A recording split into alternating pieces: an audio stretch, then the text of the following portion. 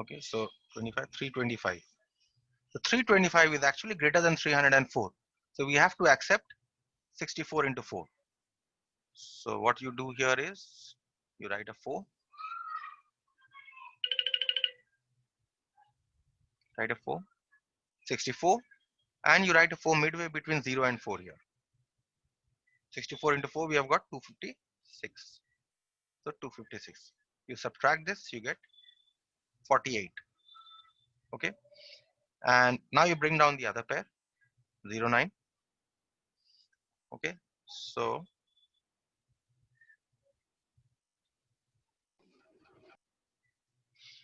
now you have this 3.4 here. So 3.4, ignoring the decimal point, is 34, and you double 34, it is 68. So you write here 68 just beside 4809. And now we need to place a digit here. Okay, so what digit to place? Again, use that method, 68. Whatever digit that you place here will be very close to 680, right? Which will be very close to, which is very close to 700. And 4809 is very close to 4800. So what you do is you divide 4800 by 700 to get the quotient as 6. So that means whatever digit that you are going to place here will be either 6 or 5 or 7. Will be a digit that is close to these. Okay, so let us try with 5 first. Okay, let us try with 5 first.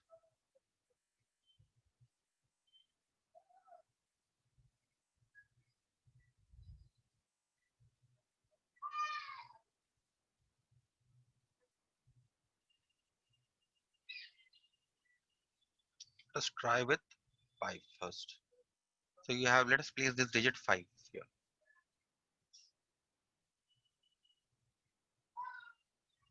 We place 5. So this becomes 685 into 5.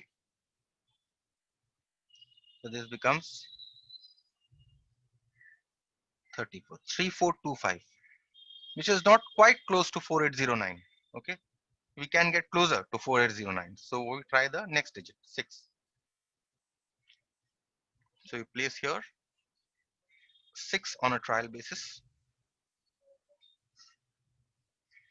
and then we multiply 686 into 6. 51, 5, 36, and 41. 4116, which is closer to 4809. But we'll try one more digit, 7. We place 7 here also. On a trial basis, we put 7 and we multiply with 7.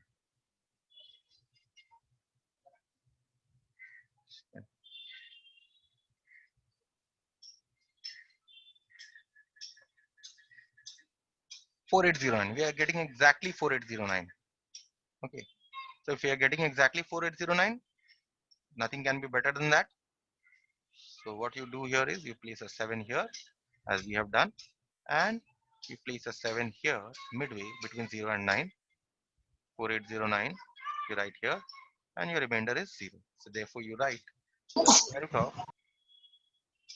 12.0409 is 3.47. Any question till this part? In this question, any problem that you are having, any step that you could not understand? No, sir. No, sir. If all is clear, then I can move on to the next sum.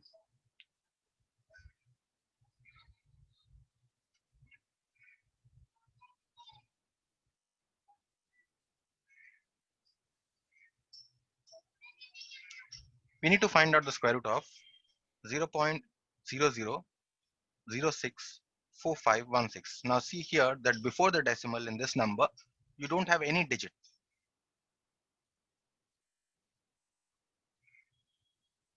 In this problem, what you see is you have a decimal point and you have the number here was actually 0.00064516. 5, 1, 6. You need to find out the square root of this number. Okay. So when you are writing your division method, you will put the decimal point here, and before the decimal point, you will give two zeros in order to make it a pair.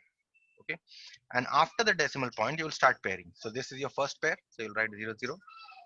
This is your second pair. So you'll write 64. This is your third pair. So you'll write 51. And if you are not getting a pair here, you put a 0 here. You get a pair. Okay. So you're getting four pairs after the decimal. Okay. So your pairs are this, this, and this. Okay. Once we have finished pairing, now we'll start with the process of division. Now, if you have a 0 before your decimal point, for two zeros, you will put a 1 0 here. Okay. You'll put a single 0 and you'll give a decimal point for two zeros. Remember, for two zeros, you put a single 0. This is what you must remember. And you put a decimal point wherever it is. Next, after the decimal point, again you see a pair of zeros. So for two zeros, again you will put a single 0. Okay. Now you look at the next pair. You see a 64 here, right? Hmm. This is three zeros, no? Here. Yes. My mistake. Let me start just once again. There are three zeros here.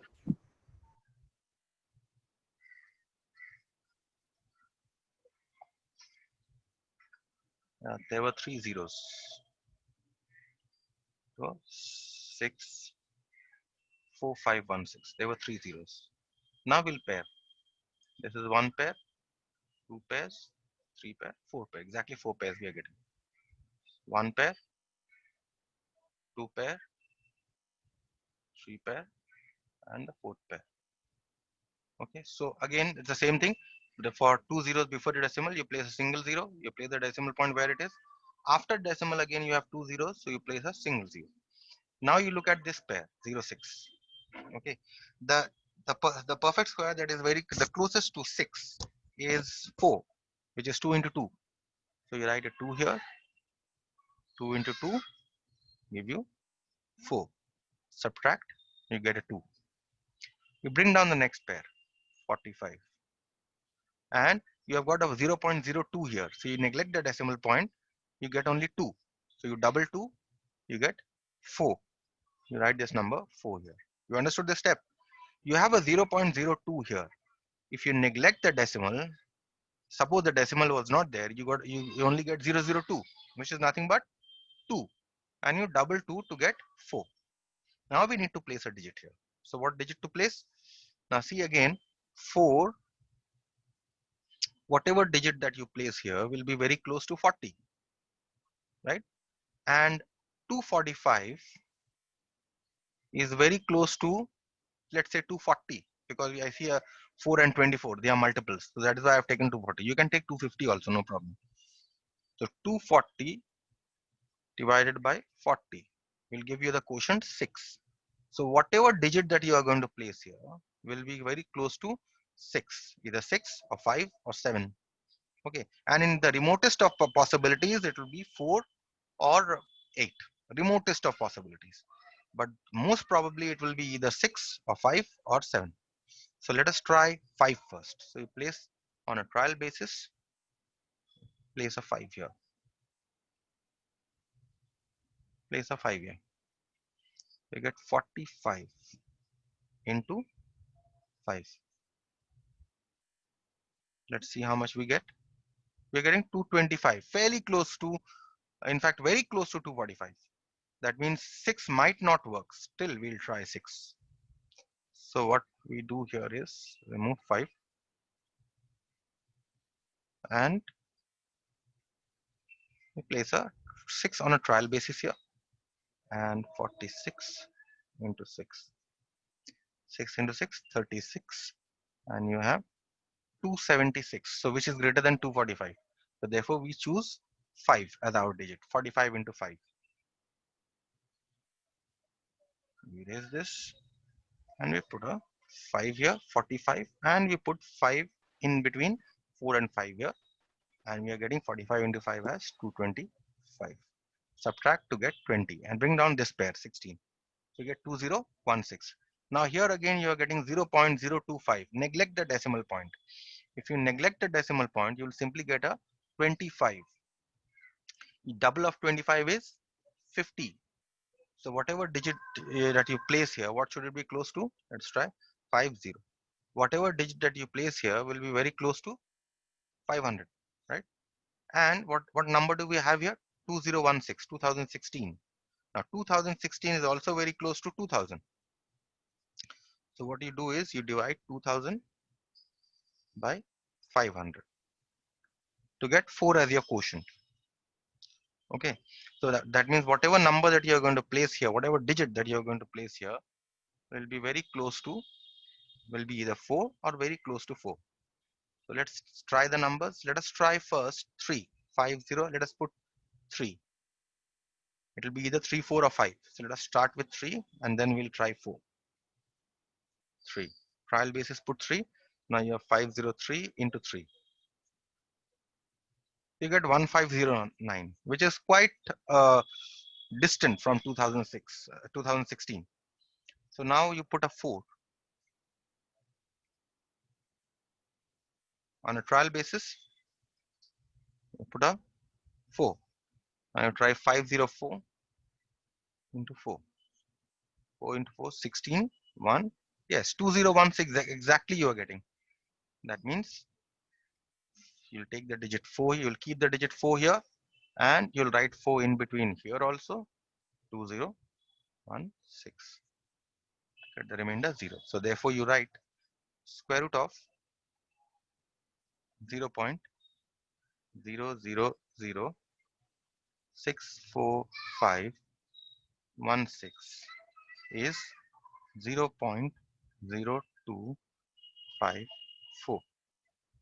Okay, this is your square root. So this brings us to an end of division method.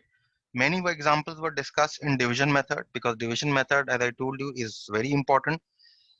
It will come in class 8, all 3 terms. It will come in your class 9. It will come in your class 10. So better start doing division method seriously. It's a very important topic. Besides, once I have finished the division method, I would like to discuss something that is very important and for every from now onward, which you must remember. Now see here, an important note. Whenever you are taking square root, for example, here I have taken the square root, right? I have taken the square root of 0.0006416. Whenever I am taking a square root of a number, I must always add a plus or minus here. Okay, similarly, in all my earlier problems, I should add a plus or minus here, which I did not tell you because you will be doing, because I wanted to discuss this after discussing the methods. So I have here also, when I have found out the square root of 7, when I found out the square root of 7, here also I should have placed a plus or minus sign. Now why is this? This is because, you see, let us take an example.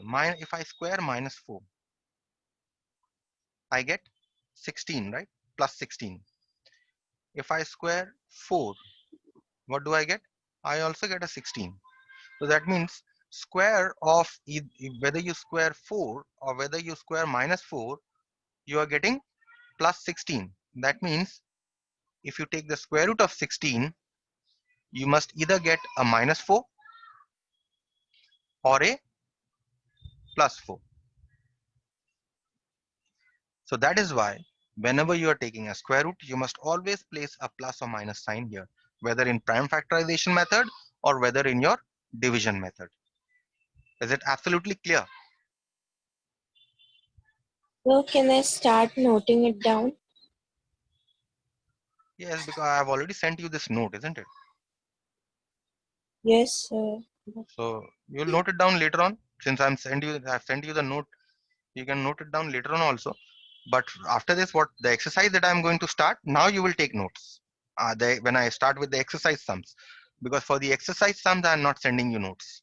Okay, you will do the exercise sums live in the classes, or if you are doing in during the yeah, if you're doing with the video recordings, that will take a long time for you because you'll be attending the live classes, then you'll be doing the uh, you know later on you'll be doing the sum. That will take a lot of time. So at most advisable to you is that when I'll be doing the exercise problems, start doing at that time only in your copies. Okay. So I hope you have understood this concept of plus or minus when taking square roots. You take a plus or minus sign. Anyone with any doubts here? No, sir. No, sir. No, sir. So just a last remark. Okay, if I am writing, if let us take a number 64. If I want to find out the square root of 64, square root of 64, what should be a square root of 64? 8? 8. Or should I write 8 only? Yes. I'll No, write sir. Minus 8. plus or minus 8. Okay, if I am taking the square root of 100, okay, what should I write? If I am taking the square root of 100, what should I write? Sir, 10. Plus or Plus minus by 10. minus 10. So this is a habit that you must cultivate. Whenever you are taking a square root, always take a plus or minus sign. Okay. So we now move on to some your exercise problems from your textbook. Exercise 3A. Okay.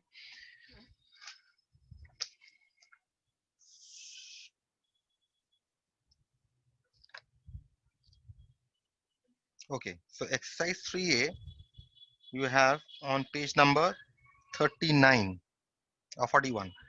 Yes, 41. Okay. Now here the problem that I am going to do with you, you can mark, you can try the problems on your own. You have, I'll be discussing with you problem number 25. This one. Problem number 26. This. Okay. I'll be discussing 36. This one. 38. This. I'll be discussing 43. Okay. Next, 54. Okay. Next is 7 and 8. 7 and 8. These two problems. All these problems I'm going to discuss. Okay. So let us start with the first one, 25. The question here is use prime factorization method to find which of the following are perfect square numbers. Now using the property of perfect squares, but what can I say? If I prime factorize 2916 and if I get a pair of equal product, pair of equal prime, which if I can express the number as a pair of product of equal primes, then I can say that it is a perfect square. So what I do here is I try to factorize 2916. 2916. I try to factorize. So first factor will be 2. So 1408. Next will be again 2, which is 704. Okay, so 1, 2, 4. Oh, should be 5.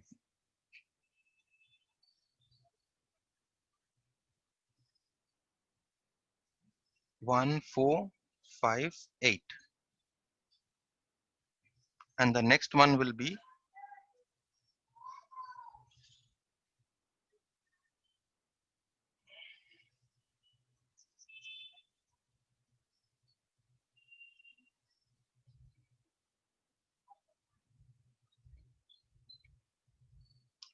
1, 4, 5, and 8. Next one will be 7, 2, 9. Okay, 729. 729 is divisible by 3. So this will be 3, 2, 3, 4, 3, 3. 243 is again divisible by 3. This is 81. This is 327. This is 3, 9. 3, 3. This is 3, 1. Okay, so therefore 2916 has been expressed as this pair, 1 pair, 2 pair, 3 pair, 4 pairs.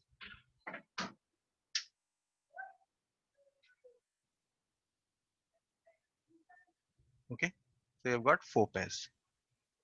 So that means this can be written as 2 square into 3 square into 3 square into 3 square.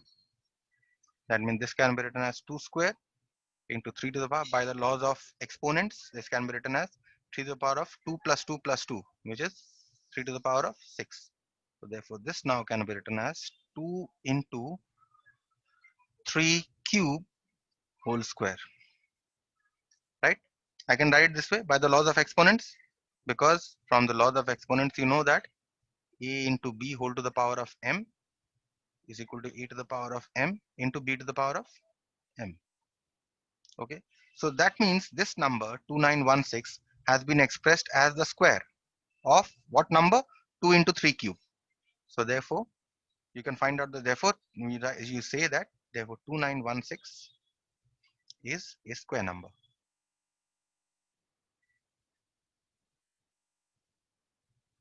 Absolutely clear, or any problem?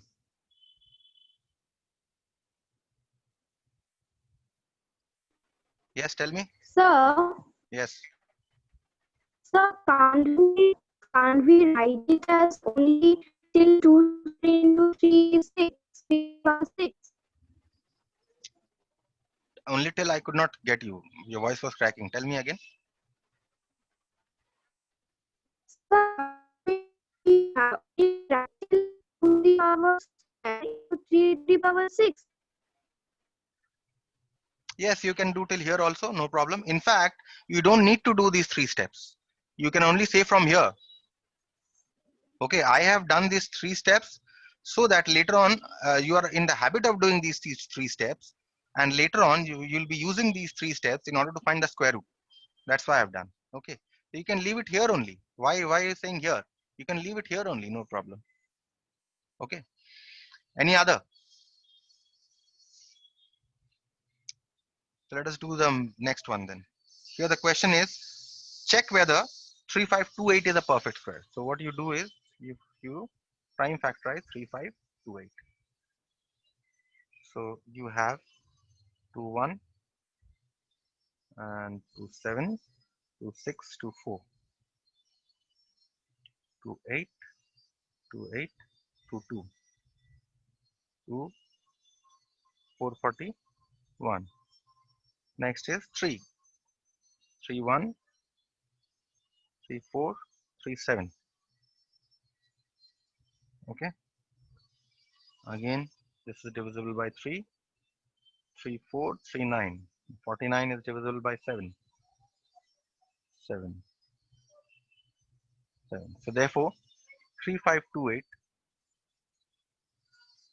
has been expressed as this pair, this pair, this pair. Only this is left unpaired.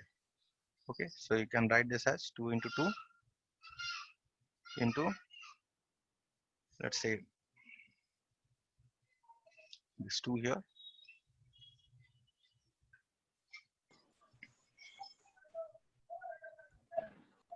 So 3 into 7 into 7, which is 2 square into 3 square into 7 square into 2. Now see here, 2 has been left unpaired here. So that means 3528 is not a square number. 3528 is not a square number. Any questions here? No, sir. No, sir. No, sir. Then we move on to our next one, which is 3 6. I think I've done, yes, 3 6. So 3 6. Let us read the question. What the question here is: 3 6. 3 6 states, show that each of the following numbers is a perfect square. Also find the square root of each. So you not only have to show that they are perfect square, but you also need to find out the square root. So the first number here is the number that we have to check and find the square root of is 5929. 5929. We prime factorize 5929 to check whether it is a perfect square, just as we had done earlier. Okay, so the first one, this is not divisible by 2, neither is it divisible by 3, definitely not by 4, not by 5, not by 6 also. Okay, it is divisible by 7. So 7 into 7, 49, or 7, 8, 56. 7, 8, 56, and you have 3. So 7, 4, 28, and 7, 7, 49. 847. Again, 847 is divisible by 7. So 7, 1, 7, 2, 7, 1. And 121, you know, is a multiple of 11. So this is divisible by 11, 11 into 11. And this is again 11.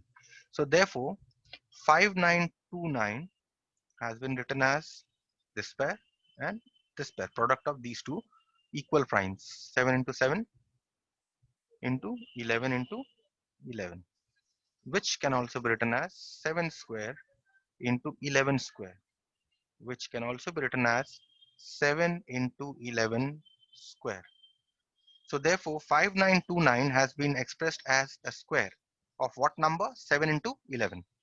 Okay, so therefore we say 5929 is a square number or a perfect square, is a perfect square. We can also write square number is a perfect square. And now we shall proceed to find out the square root. So therefore, square root of 5929, since 5929 is equal to 7 into 11 whole square, therefore square root of this will be, and remember as I told you earlier, when you are taking square roots, you will always introduce a plus or minus sign. Equal to square root of 7 into 11 whole square, which is equal to, now because this is a square, you can remove the root to get only plus or minus 7 into 11, which is plus or minus 77. Any question? Not No, no, sir. Let us do the next one then. 3, 6, 3, 3, 8 I had said, right? 3, 8, yes. 3, 8. The question here is, check whether 8281 is a perfect square. So your number here is 8281. So we try to prime factorize 8281. Yes, anyone saying anything? Mohak, what do you want to say?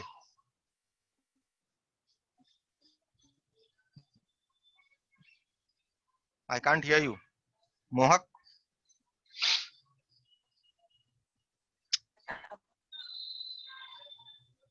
Okay, fine. So let's proceed. Can't hear him. 8281. I want to check whether this is a perfect square. Okay. Now, in order to check whether this is a perfect square, we prime factorize first. It is not divisible by 2. Definitely not by 3. You take the sum of the digits. You will see that it is not divisible. It is definitely not divisible by 4 because it is an odd number. Definitely not divisible by 5. Definitely not by 6 also. So it is divisible by 7 if you check. Okay, we'll be doing the divisibility test later on. Okay, so prime factorization is going to become a little easier for you once I do the divisibility test. So okay, so 7 1, and you have 7 1, 7 8 56, and 7 3 21. So 7 again, 7 1, 7 4 is here, so 7 6, 42 7 9, and 169 is again divisible by 13. 13, and you have a 13. So therefore 8281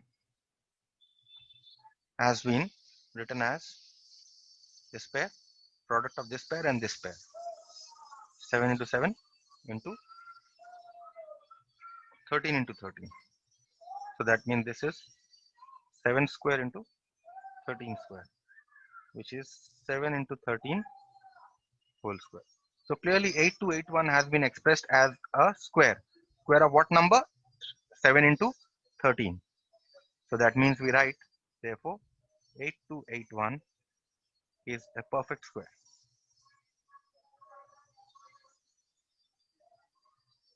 Okay, and what should be the square root of 8281? Square root 8281. Again we are taking square root, so we'll take a plus or minus sign. Root over of 7 into 13 square. So because of the square, the radical will go, the square root will go. So only left with plus or minus 7 into 13. And 13 into 7 is 91, plus or minus. Okay, so this is your answer.